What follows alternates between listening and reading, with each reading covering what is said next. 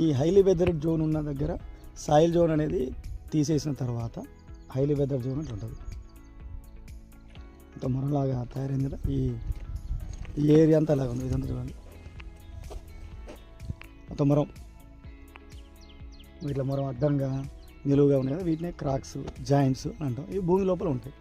మనం భూభౌతిక పరీక్షల ద్వారా రెసిస్టివిటీ మీటర్ సహాయం చేత మనం దీనిపైన మనం మేకులు కొట్టి కానీ దీని కింది భాగంలో కానీ భూమి లోపలికి కరెంట్ ఎలక్ట్రోడ్స్ను ఇన్సర్ట్ చేసి డేటా కలెక్షన్ చేసినప్పుడు రెసిస్టివిటీ అని వస్తుంది. దీనికి చాలా ఎక్కువగా వస్తుంది.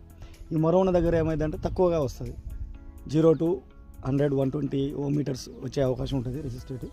సో మరి అది ఎంత లోతులో, అది మొరం ఉందా లేకుంటే ఫ్రాక్చర్ జోన్ ఉందా, సెమీ ఫ్రాక్చర్ ఉందా, వెదర్డ్ ఉందా, సాయిల్ జోన్ ఎంత వరకు ఉంది, కేసింగ్ అనేది ఎంతవరకు వేసుకోవచ్చు, అది నీటిని రీఛార్జింగ్ చేసుకునే అవకాశం ఉందా లేకుంటే వదిలిపెట్టే అవకాశం ఉందా, లేకుంటే రన్-ఆఫ్కి వదిలిపెట్టే అవకాశం ఉందా అనే విషయాలని మనం రెసిస్టివిటీ సర్వే చేసినప్పుడు మాత్రమే చెప్పగలం. రెసిస్టివిటీ సర్వే చేయకుండా మనం భూమి లోపలికి కరెంటుని కానీ ఫ్రీక్వెన్సీ కానీ కనుక్కునే ప్రయత్నం చేయకుండా చేసే ఏ భూభౌతిక పరీక్ష అయినా అంతగా రిపోర్ట్ అక్యురేట్గా ఉండదని నా అభిప్రాయం.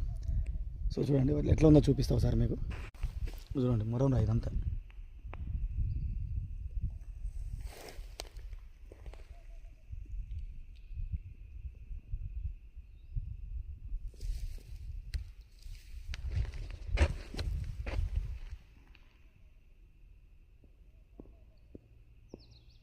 ఇదంతా ఇక్కడ క్వార్ట్జ్ మినరల్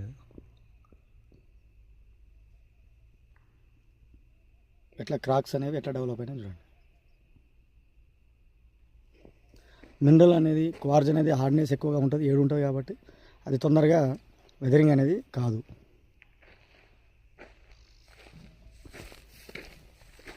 ఇక చూడండి సాయిల్ రెడ్ కలర్ ఏ విధంగా ఉంది.